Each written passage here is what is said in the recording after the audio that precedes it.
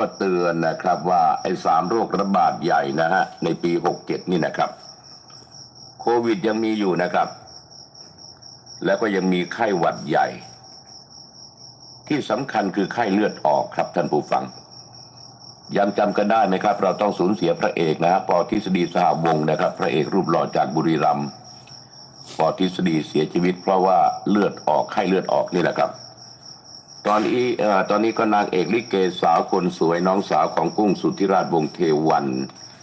วิรดาวงศ์เทวันก็ยังไม่ได้ฟื้นคืนสตินะเป็นไข้เลือดออกอยู่มันรุนแรงกว่าที่เราคิดนะครับไข้เลือดออกนี่ปัญหามันก็มาจากหลายๆเรื่องราวนะครับท่านผู้ฟังปัญหาฝุ่นก็ไม่ธรรมดานะฮะในระยะนี้ธันวามกรากุมภาเป็นช่วงที่ฝุ่นหนักหนาสาหัสครับปัญหาเรื้อรังของบ้านเราก็คือเรื่องของคุณภาพอากาศนะครับท่านผู้ฟัง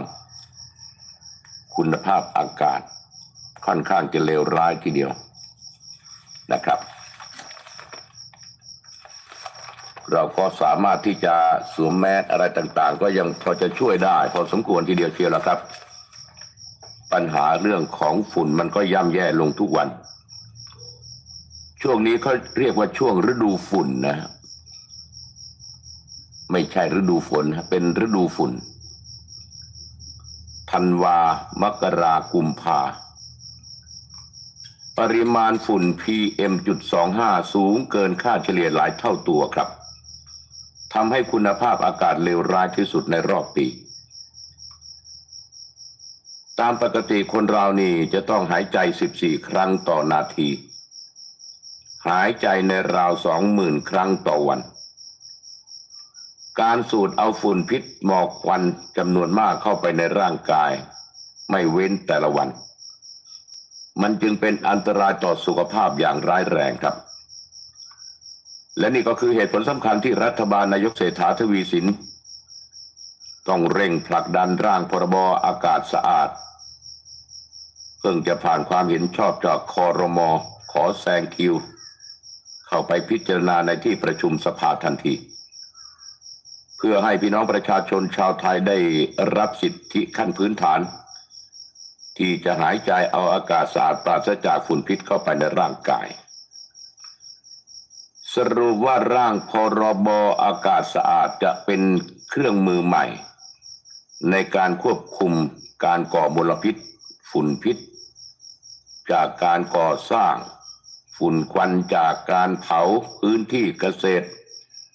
ฝุ่นควันจากท่อไอเสียรถยนต์ฝุ่นควันจากสารปนเปื้อนที่เกิดจากโรงงานอุตสาหกรรมอะไรต่างๆเหล่านี้ครับมันเป็นแหล่งกำเนิดสำคัญให้เกิดมลพิษในอากาศซึ่งเป็นอันตรายต่อสุขภาพพี่น้องชาวไทยโดยมีกระทรวงทรัพยากรธรรมชาติและสิ่งแวดล้อมหน่วยงานรับผิดชอบและมีผู้ว่าทั้ง77 จังหวัดมีอำนาจรับผิดชอบในเขตจังหวัดของตนเองคิดว่าจุดสำคัญของกฎหมายฉบับนี้ก็คือกำหนดหลักเกณฑ์การก่อมลพิษที่ส่งผลกระทบต่อสุขภาพประชาชนครบวงจรผู้ใดกระทำโดยประมาทปล่อยให้มลพิษฝุ่นพิษควันพิษแพร่กระจายต้องมีระวางโทษจำคุกไม่เกิน1 ปีถูกปรับวันละ 10,000 บาทจนกว่าจะหยุดการกระทำผู้ใดเจตนาฝ่าฝืนคำสั่งผู้ว่าราชการจังหวัดก่อให้เกิดมลพิษแพร่กระจายต่อสุขภาพพลานามัยประชาชนอย่างร้ายแรงหรือสร้างความเสียหายต่อทรัพย์สินของรัฐหรือสร้างความเสียหายต่อทรัพย์สินของประชาชนมีโทษจำคุก5 ปีนะปรับอีก500,000 บาทหรือทั้งจำทั้งปรับครับ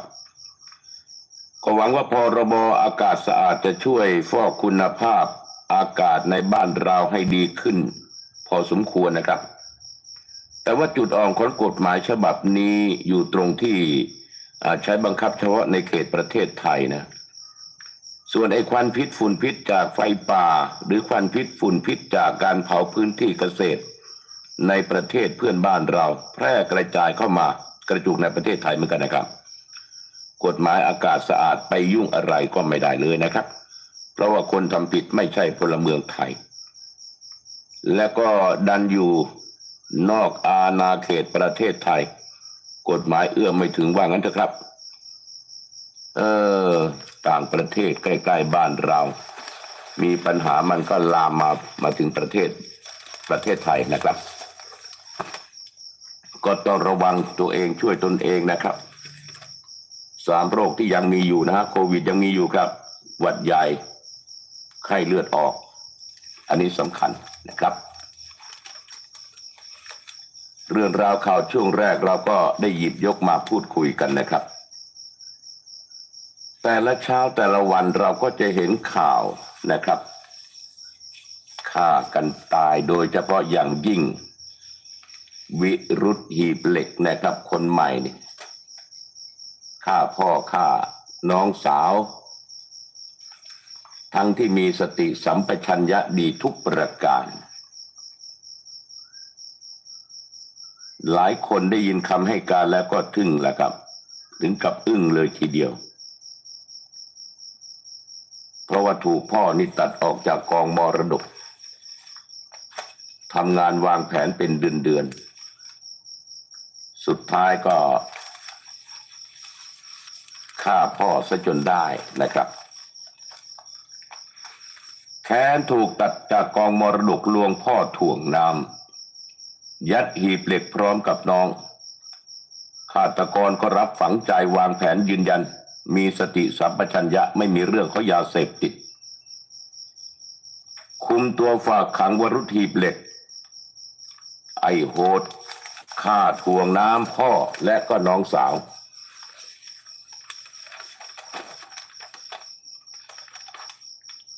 จากคดีฆาตกรรมเขย่าวขวัญกรณีนายวรุษเดชภูมีอายุ35ปี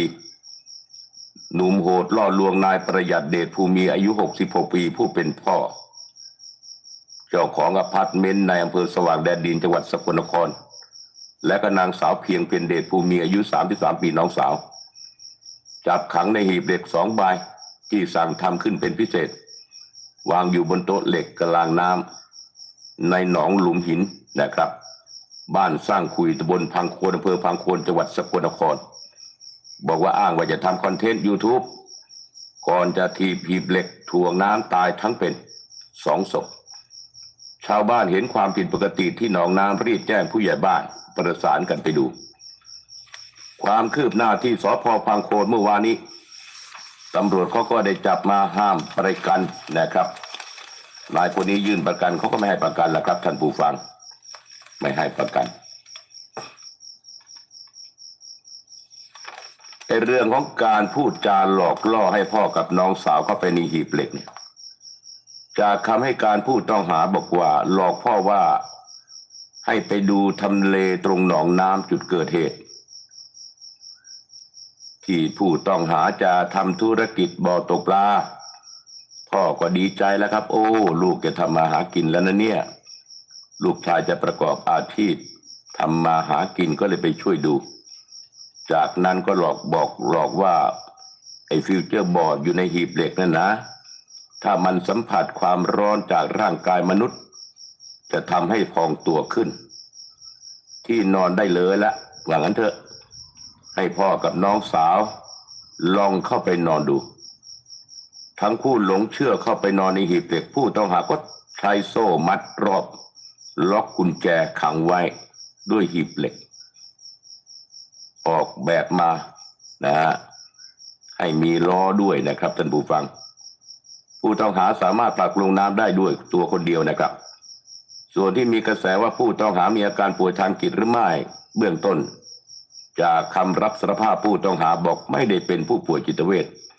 ยอมรับว่ามีสติสัมปชัญญะรู้ผิดชอบชั่วดีขณะลงมือนะครับสำหรับความคืบหน้าเรื่องนี้นะครับท่านผู้ฟังท่านผู้กำกับโชคชัยเผยนะว่าจากการสอบรวบรวมพยานหลักฐานสอบสวนมีความคืบหน้าไปมากสอบปากคำผู้ต้องหาการรับสารภาพขณะที่พยานแวดล้อมต่างๆไม่ว่าจะเป็นผู้นำชุมชนที่แจ้งเหตุที่พบเหตุหรือผู้ใหญ่ผู้ใกล้ชิดเหตุการณ์ต่างให้การสอดคล้องกันว่าผู้ต้องหากระทำความผิดจริงประกอบกับตำรวจ ให้เจ้าหน้าที่พิสูจน์หลักฐานเข้าตรวจสอบเก็บวัตถุพยานทางนิติวิทยาศาสตร์ไว้แล้วเชื่อมั่นว่าจะดำเนินคดีกับผู้ต้องหาได้แน่นอนขณะนี้ยังไม่พบว่ามีผู้ร่วมกระบวนการด้วยความผิดจากคำให้การของผู้ต้องหาบอกว่าวางแผนลงมือกระทำเพียงคนเดียวอย่างไรก็ตามตำรวจยังไม่ปักใจเชื่อทั้งหมดจะได้สอบสวนรวบรวมหลักฐานต่างๆต่อไปแต่เบื้องต้นเชื่อว่าน่าจะลงมือทำเพียงคนเดียวขณะนี้แจ้งข้อหาฆ่าผู้อื่นฆ่าบุพการีเขาเรียกว่าอนันตริยกรรมนี่นะเจตนาแล้วก็ไตร่ตรองไว้ก่อนการกระทำอันเป็นความทารุณโหดร้ายต่อผู้อื่นก็นำไปฝากขังที่ศาลจังหวัดสกลนครต่อไปครับห้ามประกันนะฮะห้ามนรกห้ามสวรรค์ห้ามคนนั้นคนนี้บาปหนักนะครับไม่รู้จะทำยังไงแค่เหตุผลที่ว่ากลัวจะไม่ได้มรดกของพ่อนะมีมรดกมีของเอาไว้เยอะๆก็ไม่ดีเหมือนกันนะครับปัญหาลูกเต้าทะเลาะเบาะแว้งแบบที่กลางดงก็มีเรื่องราวเป็นข่าวพี่สาวน้องสาวพอที่ดีมีราคาแพงเกิดความโลภกันขึ้นมานะครับความโลภตัวเดียวเท่านั้นแหละครับท่านผู้ฟังก็เลยเกิดปัญหานี่นะปัญหาฆ่ากันแต่ละวันไม่มีเว้นนะครับท่านผู้ฟังที่เคารพแต่ละวันไม่มีเว้นเมื่อวานนี้ก็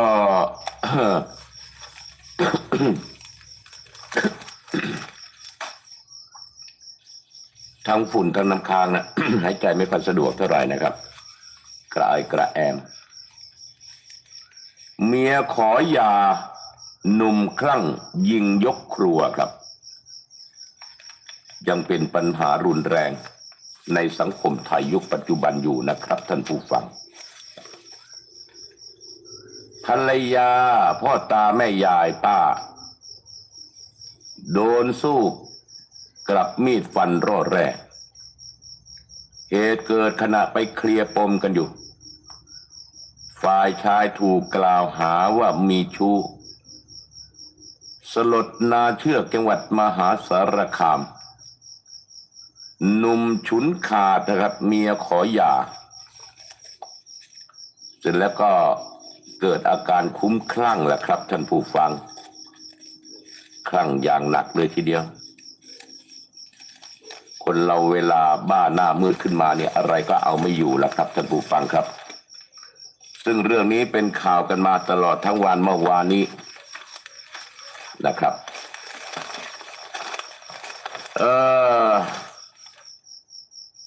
เจ้าหน้าที่ตำรวจนะครับมหาสารคามไปสอบสวนรับแจ้งเหตุทะเลาะวิวาทใช้อาวุธมีดและปืนนี่นะครับทำร้ายกันมีผู้บาดเจ็บหลายรายในพื้นที่บ้านป่าโนครับหมู่5ตำบลหนองเรือ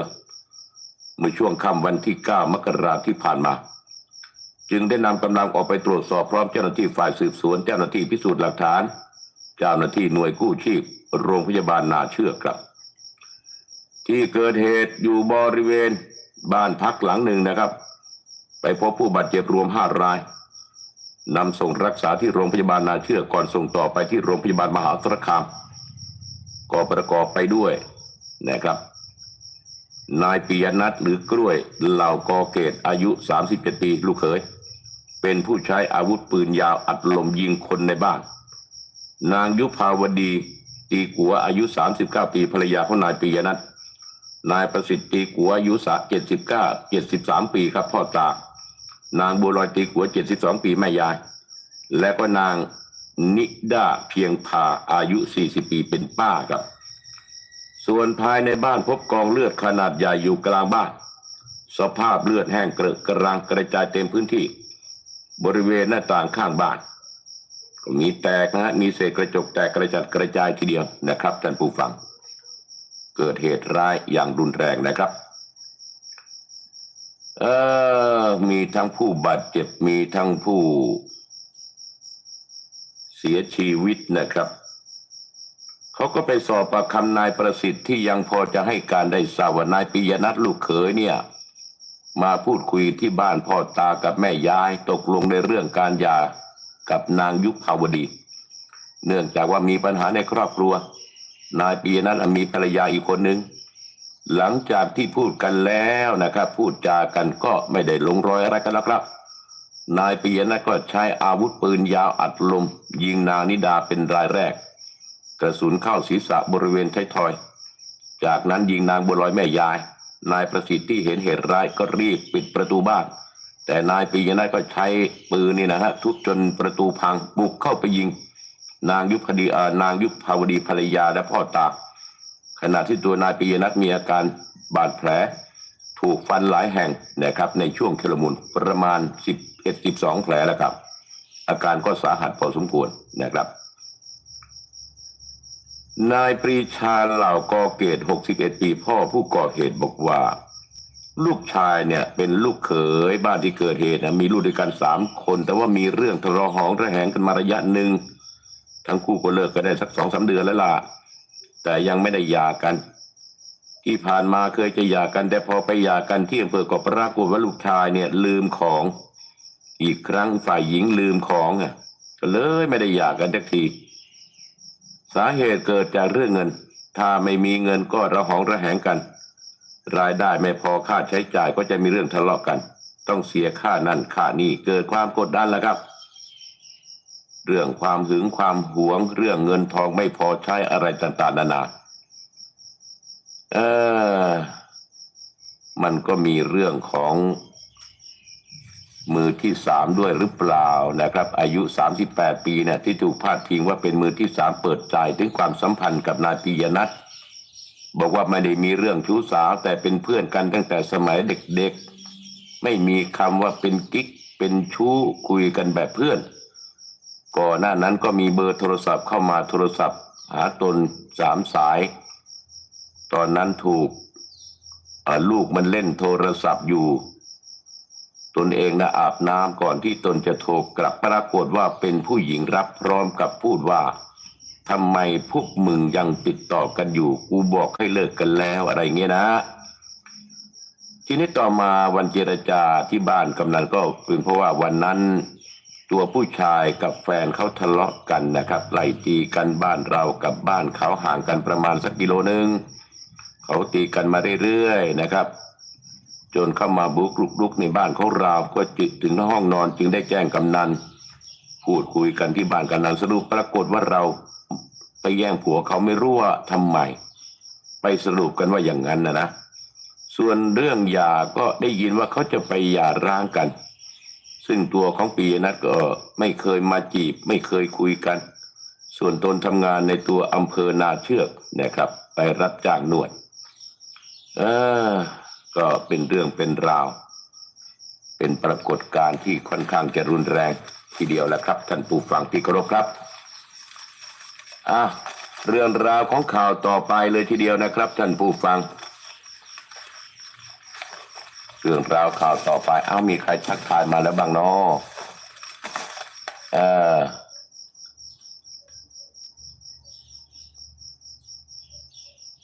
ทักทายมาในยามเช้าๆนะครับบอกกล่าวบางทีทักทายทันบ้างไม่ทันบ้างก็ไม่ว่ากันนะครับไม่ว่ากันไอ้เรื่องเทคโนโลยีเรื่องอะไรต่างๆนี่ผมก็ไม่เก่งซะด้วยนะครับไม่ค่อยเป็นหรอกโทรศัพท์ก็เป็นพอรับได้บ้างอะไรบ้างนะไม่เก่งเรื่องราวข่าวต่อไปครับท่านผู้ฟังเรื่องแตงโมก็ยังอยู่อีกไม่นำเสนอดีกว่านะหลายคนบอกเบื่อนะเรื่องของแตงโมเรื่องชมพู่เนี่ยลุงพลเนี่ยคนเขาเบื่อหน่ายมากเค้นฆ่าชายรักชายห่อศพคู่ขาทิ้งอำพรางเป็นเจ้าของมินิมาร์ทนะครับรวบแล้วครับหนุ่มคู่ขาฆ่าโหดมัดมือไพร่หลังล็อกโซ่ห่อศพทิ้งริมคลองชลประทานที่จังหวัดชุมพรเป็นข่าวมันหลายวันพอสมควรและตอนนี้ก็รู้แล้วนะครับว่าอะไรเป็นอะไรนะซึ่งเรื่องนี้นะครับท่านผู้ฟัง มาจากความรักแรงหึงอีกนั่นแหละนะคลี่คลายคดีนะครับชายถูกฆ่าสยองฟันหน้าเละเสื้อคลุมหัวสายไฟรัดคอมัดมือไพร่หลังด้วยโซ่ใช้เสื่อห่อริมคลองชลประทานคลองหัววังผนังดักนะครับแก้มลิงหนองใหญ่หมู่ที่8ตำบลบางลึกอำเภอเมืองจังหวัดชุมพรล่าสุดพบหลักฐานนะครับเต็นท์ที่ริมคลองอยู่ห่างจากจุดเกิดเหตุ2 กิโลเมตรข้าวของถูกรูค้นกระจัดกระจายมีบัตรผู้ป่วยระบุชื่อว่านายคมคายแซ่ลิ้มพ่อค้าขายลูกชิ้นปลาระเบิดอาจเป็นเหยื่อโหดก็ได้เร่งประสานงานตามที่เป็นข่าวนะครับล่าสุดเช้าวานนี้นะครับตำรวจเจ้าของคดีเสนอต่อศาลจังหวัดชุมพรขอหมายจับนายเจนณรงค์หรือเจนวงสุวรรณอายุ26 ปีบ้านเดิมอยู่ที่หมู่ที่1ตำบลสองพี่น้องอำเภอท่าแซะจังหวัดชุมพรต่อมาตำรวจชุดสืบสวนสพเมืองชุมพรตำรวจการจังหวัดชุมพรจับกุมนายเจนณรงค์ที่บ้านที่อำเภอปรานบุรีประจวบคีรีขันธ์อยู่ระหว่างการควบคุมตัวไปสอบปากคำเก็บพยานหลักฐานต่างๆนะครับซึ่งต่อมานะครับท่านผู้ฟังขณะเดียวกันนี้นะฮะสอบถามลูกจ้างชาวเมียนมาไม่ทราบว่าคืนวันที่3 มกราคมนายจิรศักดิ์กับนายเจนณรงค์เนี่ยมีเรื่องอะไรทะเลาะกันเรื่องอะไรเสียงดังรู้สึกกลัวนะขอออกไปอยู่บ้านแม่ในละแวกเดียวกันกระทั่งรุ่งขึ้นทั้งคู่หายตัวไปนะครับมาเปิดร้านส่วนนายแทนคุณพุ่มหว่างอายุ43 ปีเพื่อนบ้านเผยว่าเมื่อช่วง3 ทุ่มของวันที่4นี่นะเห็นนายเจนขับรถกระบะตู้ทึบมาจอดที่ร้านตนเดินไปซื้อของนายเจนเดินไปหยิบของให้รู้สึกผิดสังเกตนายเจนดูลุกลี้ลุกหล่นมากรีบปิดร้านพร้อมขับรถออกจากร้านไปทันทีนะครับผิดรักแรงหึงชายรักชายหรือเปล่าหรือว่ามีเหตุผลคนใดนะครับท่านผู้ฟังที่เคารพครับโดยเฉพาะอย่างยิ่งท่านเจ้าภาพมีงานการใดมีวงรถแห่เกิดขึ้นใหม่แต่ว่ายิ่งใหญ่เหลือเกินนะครับเป็นมิติใหม่ของรถแห่ที่ไม่ใช่แค่รถแห่นะหันษาแบรนด์นะฮะโชคอำนวยทรัพย์นะครับบรรทุกความบันเทิงไว้เต็มรถนะครับทั้งเล่นสดบาร์รำวงพร้อมรับใช้ทุกพื้นที่นะครับแบบมืออาชีพเลยทีเดียวสนุกสนานมันเฮฮาอย่างมีศิลปะเรื่องบันเทิงวางใจเราได้ดูแลกันได้นะครับโชคอำนวยทรัพย์หันษาแบรนด์งานมงคลใดๆงานบุญงานบวชงานฉลองงานเล็กงานใหญ่จัดให้ตามงบประมาณของท่านก็มีออฟวัดสันแหละครับหรือว่าพร้อมกันนี้เสียปูนะเสียปูโชคอำนวยทรัพย์สนใจโทรหาคุณวรารัตน์หรือว่าเจ๊ติ๋มนะครับ0805364527จดเบอร์ไว้นะครับเจ๊ติ๋ม0805364527นะครับสอบถามได้เลยทีเดียวไปที่เรื่องราวข่าวต่อไปครับท่านผู้ฟังนี่ก็เขยนะครับเขยเป็นอะไรทำไมมีเกี่ยวกับลูกเขยเยอะแท้ๆเนาะ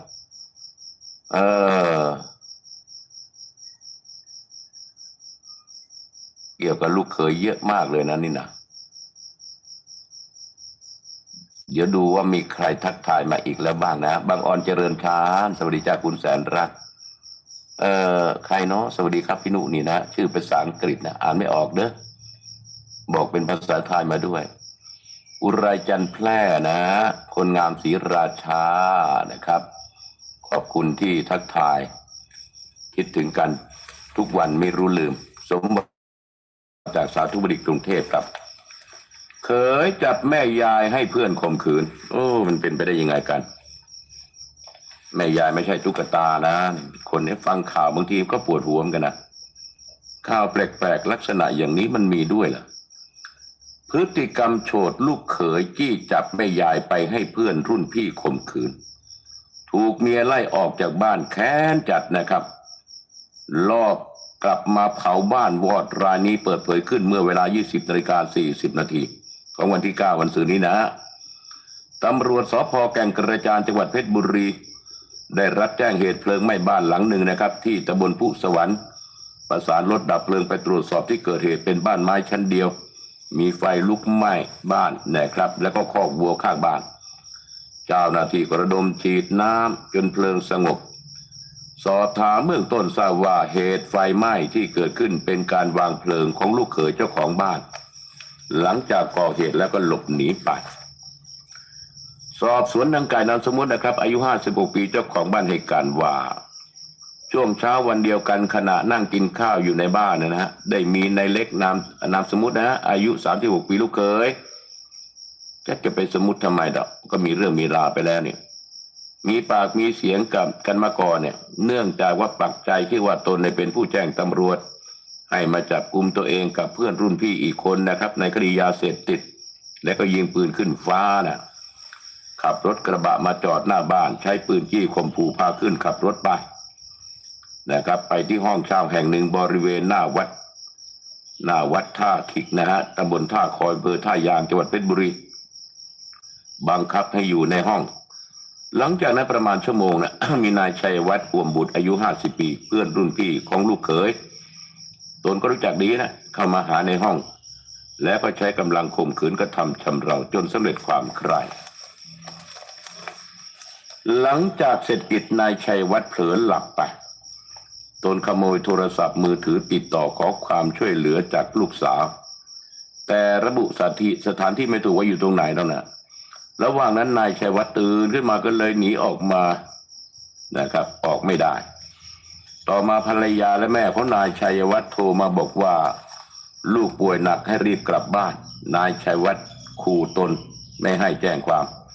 และก็บอกให้ลูกเขยขับรถกลับไปส่งตนที่บ้าน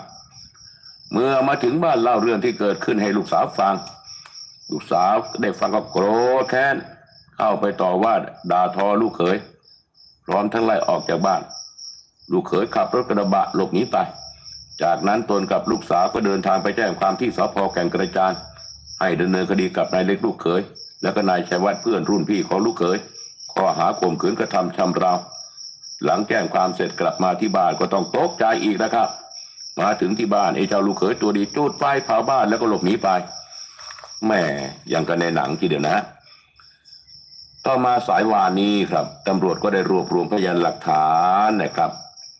รวมหลักฐานต่างๆศาลก็ขอหมายศาลจังหวัดเพชรบุรีนะครับหมายจับนายเล็กกับนายชัยวัฒน์ในข้อหาร่วมกันข่มขืนใจผู้อื่นมีอาวุธปืนร่วมกันหน่วงเหนี่ยวกักขังกระทำชำเราผู้อื่นโดยขู่เข็นใช้กำลังประทุษร้ายร่วมกันมีอาวุธปืนไว้ในครอบครองโดยได้รับอนุญาตพกปืนเข้าไปในเมืองหมู่บ้านทางสาธารณะโดยไม่มีเหตุอันควรเนี่ยนะสอบสวนนายเล็กสารภาพนะครับว่าเผาบ้านจริงครับแต่ไม่ได้บังคับแม่ยายไปให้ผู้อื่นข่มขืนนะชนวนเหตุสืบเนื่องมาจากแม่ยายเนี่ยเคยไปแจ้งตำรวจให้มาจับกลุ่มนายชัยวัฒน์ด้วยข้อหายาเสพติดและก็ยิงปืนขึ้นฟ้า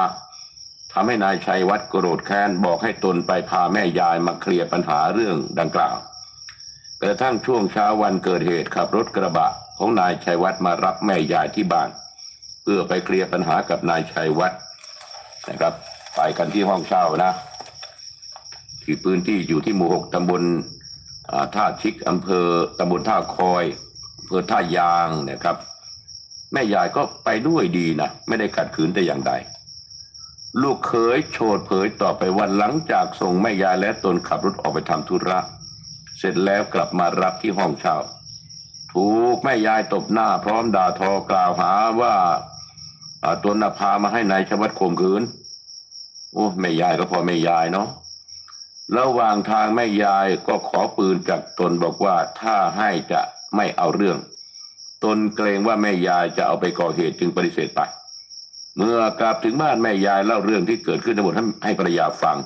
สร้างความโกรธแค้นไม่พอใจกับภรรยาด่าทออย่างรุนแรง ก็เลยเผาบ้านอีกนะท่านผู้ฟังก็เลยจับตัวกันได้นี่แหละเป็นเรื่องเป็นราวทำไมมันมีแต่ความรุนแรงเนาะในครอบครัวทุกวันนี้นะรุนแรงเรื่องความรักหักสวาทเรื่องของค่าครองชีพเงินทองไม่พอใช้นี่ก็ข่าวว่าไข่ขึ้นราคานะไข่เศรษฐาขึ้นราคาแล้วนะแพงแล้วเท่าไหร่แล้วนะขึ้นไปอีกหลายบาทกันนะคนที่เขากินผัดกะเพราไข่ดาวหน่วยละ10 บาทนะมึงเนี่ย10 บาทก็ยังพอมีกำไรอยู่ดอกนะครับไข่ขึ้นราคานะครับท่านผู้ฟังหมอนวดสาวลาโลกด้วยเหตุผลกลใดครับเช้าวานี้ครับตำรวจสอบสวนเมืองอุดรธานีไปตรวจสอบเหตุคนผูกคอตายที่บ้านเลขที่378เลขสวยซะอีกแล้วนะครับที่บ้านหนองนันลำหมู่5ตำบลสำพร้าวนะครับไปพบศพนางสาวออนอุมาฝากเกอร์เซนอายุ42 ปีเจ้าของบ้านใช้เชือกไนล่อนผูกคอกลับคืนหลังคาในห้องครัวเสียชีวิตมาแล้วประมาณ 7-8 ชั่วโมงจดหมายลาตายนะครับขอโทษลูกชายวัย13 ปีและก็คนข้างบ้านด้วยที่เคารพนับถือเหมือนพ่อแม่ที่แท้สอบสวนทราบว่าผู้ตายในอาชีพเป็นหมอนวดแผนโบราณอยู่ประเทศสิงคโปร์กลับมาอยู่บ้านในราวสัก2 เดือนก่อนนี่นะ ก่อนหน้านี้มีสามีเป็นชาวนอร์เวย์ครับเพิ่งจะแยกทางกันได้ประมาณสักปีเศษหลังจากนั้นก็ป่วยเป็นโรคซึมเศร้าดื่มเหล้าหนักนะอาจจะเป็นชนวนเหตุให้การเครียดจัดตัดสินใจผูกคอลาโลกดังกล่าวนะครับก็มีปัญหาทุกคนนะครับไม่มีครอบครัวใดไม่มีปัญหาปัญหามันก็มีไว้แก้นะครับถ้ามีไว้กลุ่มมันก็แย่หน่อยเหมือนกันนะนี่ก็ผัวเมียผูกคอดับทั้งคู่อีกแล้วล่ะครับท่านผู้ฟังไปที่ลมสักเพชรบูรณ์นะครับเที่ยงวานี้ครับตำรวจลมสักเพชรบูรณ์ ลมสักมันมีทั้งลมเก่าลมใหม่นะก็ไปตรวจสอบเหตุผูกคอตายที่รีสอร์ทไม่มีชื่อนะครับนี่ผมถึงกลัวไงเวลาไปนอนรีสอร์ทกลัวนึกไป108มีคนมาฆ่าตัวตายหรือเปล่าผมไม่ค่อยกล้านอนเท่าไหร่ล่ะเป็นรีสอร์ทไม่มีชื่อแห่งหนึ่งนะครับที่ลมสักภายในห้องพบศพนายอัคราสุรวิชัยอายุ60 ปีนางนัชชาวิชรกูลนะครับอายุ61 ปีนะครับอายุมากกันแล้วนะ61แล้วเนาะ2ผัวเมียนี่ใช้เชือกไนล่อนนะครับยึดคานเหล็กผูกคอตายดับทั้งคู่ที่โต๊ะพบบัตรในหน้าขายประกันของผู้ตายทั้งคู่นะหน้าห้องนอนพบรถเก๋งมิตซูบิชิแลนเซอร์สีบรอนเงิน8984กรุงเทพมหานครนะครับเป็นของผู้ตายแหละสอบถามแม่บ้านทราบว่าทั้งคู่นะมาเปิดห้องเมื่อช่วงเย็นวันที่9แบบค้างคืนนะเมื่อถึงเวลาจะเช็คเอาท์นะครับไปเคาะประตูนะครับแต่ไม่มีเสียงตอบเปิดประตูเข้าไปก็จ๊ะเอ๋แล้วครับผูกคอตายคู่นะต่อมาติดต่อญาติแจ้งว่าไม่ได้ติดใจคาดว่าเครียดปัญหาหนี้สินมอบให้มูลนิธินำศพทั้งคู่ไปเผาได้เลยนะครับเพราะความอยากรวยหรือเลินเล่อหรือว่าความเผลอยังไงไม่ทราบนะครับเกิดเป็นหนี้เป็นสินคนเราเป็นหนี้เป็นทุกข์นะครับนอนไม่หลับหรอกถ้าเป็นหนี้นะหนี้ธนาคารก็ยังพอบรรเทาถ้าหนี้นอกระบบนะครับนอนไม่หลับนะครับเป็นหนี้เขานะพรพิรมอักษรว่าไงสวัสดียามเช้าครับรับฟังทุกเช้านะครับ FC จากปรางกู่ศรีสะเกษนะขอบคุณมากนะครับ NK นะฝากหัวใจมาขอบคุณมากครับขอบคุณนะของศรีมาวงก็ไม่เคยขาดทักทายตลอดนะครับ จันคำใหม่กาดก็ทักทายทุกเช้าเหมือนกันนะฮะขอบคุณนะครับในการทักทายเรื่องราวของข่าวต่อไปนะครับหมายจับ16คดีโอ้ใครเนาะทำไมมันเยอะแต่เมื่อตอนสายวานี้ครับตำรวจนครบาล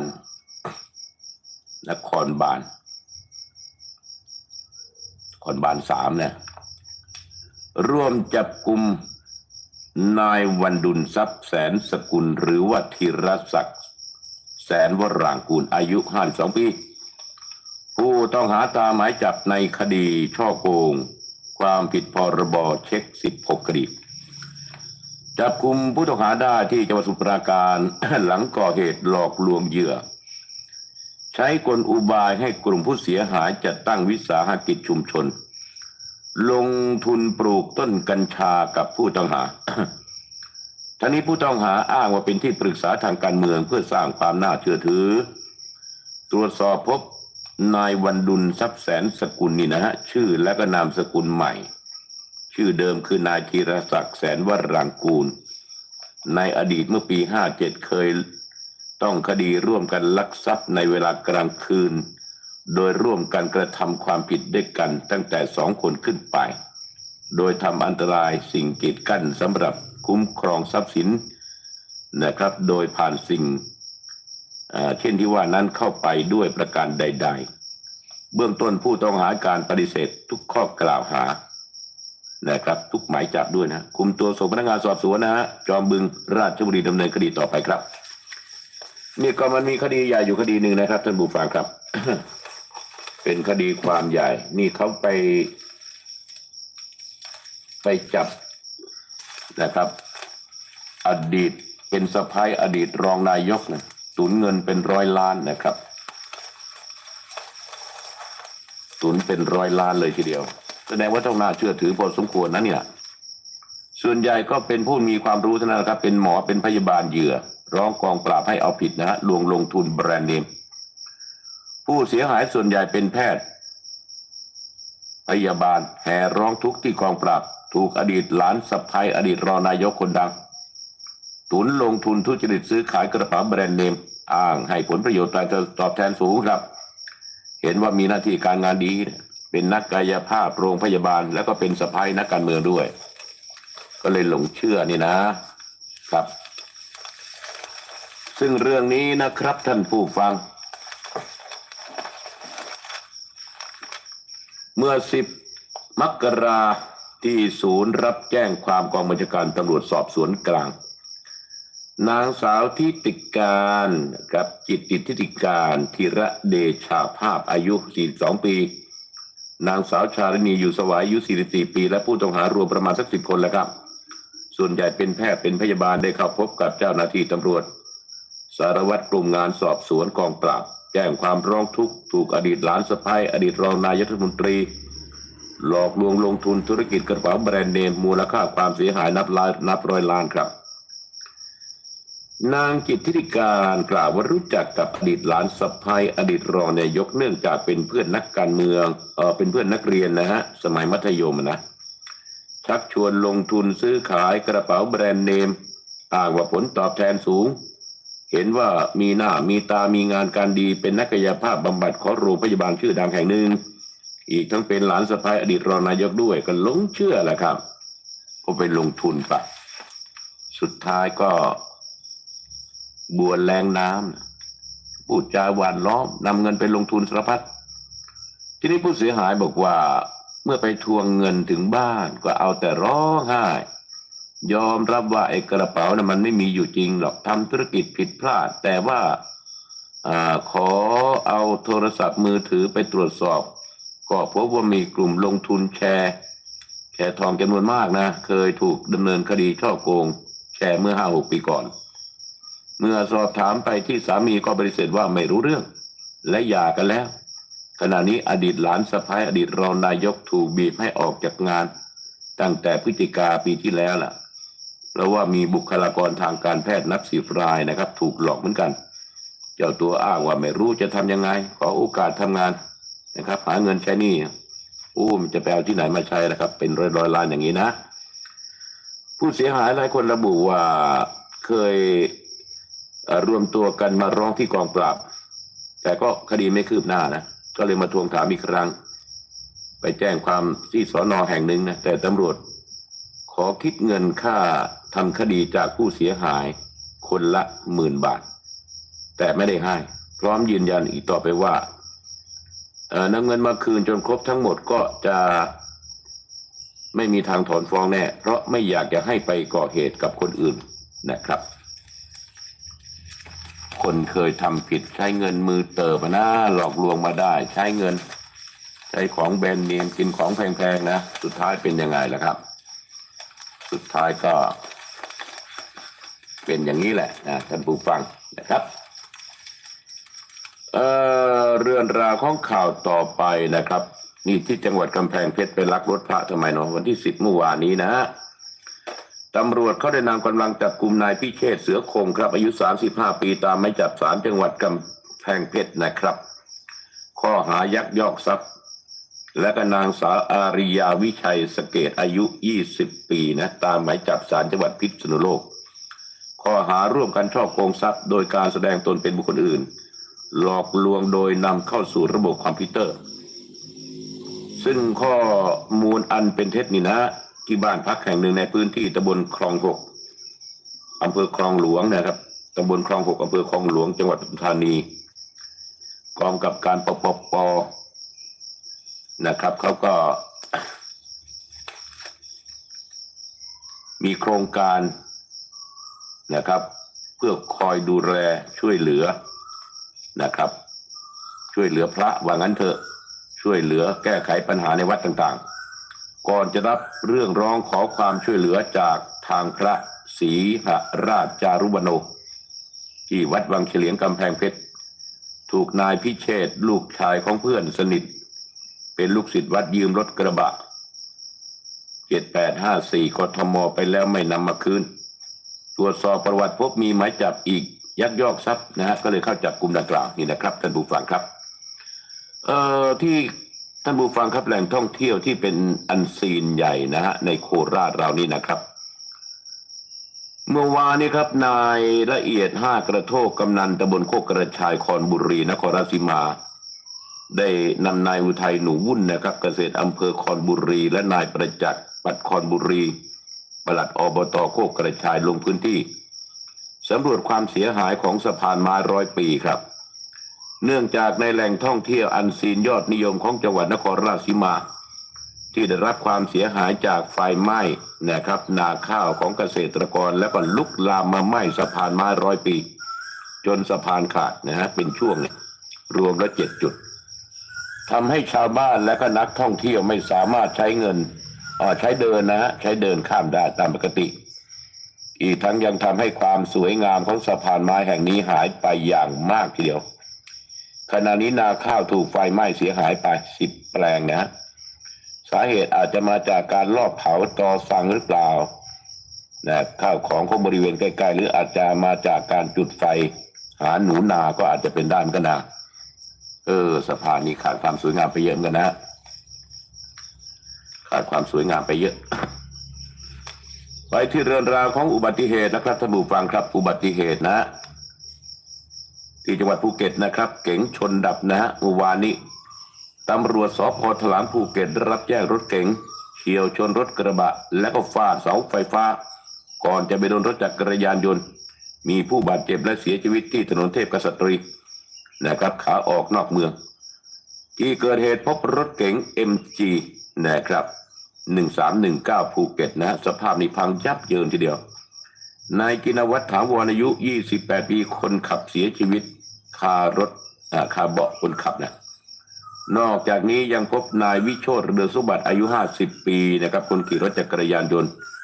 ได้รับบาดเจ็บอีก1 รายห่างไปอีกประมาณ60 เมตรพบรถกระบะอีซูซุนะครับ2556ภูเก็ตสภาพด้านท้ายเนี่ยด้านขวานี่พังยับเยินเหมือนกันนะสอบสวนทราบว่ารถกระบะจอดอยู่ข้างทางจากนั้นรถเก๋งผู้ตายเสียหลักนะชนท้ายรถกระบะแล้วก็ไปฟาดกับเสาไฟฟ้าขนาดใหญ่ ก่อนรถจะหมุนเคว้งไปนะไปโดนรถจักรยานยนต์ที่วิ่งตามหลังมาจนรถล้มนะคนขับรถจักรยานยนต์ได้รับบาดเจ็บแม่มายังไงมาแรงเสียเหลือเกินนะครับ อุบัติเหตุรุนแรงนะแต่ละวันรถวิ่งเร็วนะทางดีเท่าไหร่รถก็วิ่งเร็วเท่านั้นแหละครับพอวิ่งเร็วเกิดเหตุแต่ละทีมก็รุนแรงนะเพราะฉะนั้นเนี่ยขับรถช้าลงสักนิดนะครับทุกชีวิตจะปลอดภัยเสียเวลาสัก4-5 นาทีดีกว่าเสียชีวิตนะครับเกิดอุบัติเหตุจะเล็กหรือใหญ่มันเสียเวลาครับไม่มีรถไปทำงานนะยากนะครับวันพรุ่งนี้ผมไม่ได้อ่านข่าวนะครับไปบันทึกรายการชุมทางดาวทองช่อง7 สีนะวันพรุ่งนี้ไม่ได้อ่านข่าวนะครับวันนี้ก็ต้องขอบคุณนะครับสวนแสนรักนะครับเปิดบริการความอร่อยตั้งแต่4 โมงเช้าเป็นต้นไปอร่อยกันนะครับซึ่งท่านก็แวะเวียนมานั่งพูดคุยกันทานอาหารกันแบบสบายๆ เราก็มีการปรับปรุงแก้ไขกันอยู่ตลอดเวลานะครับโดยจะให้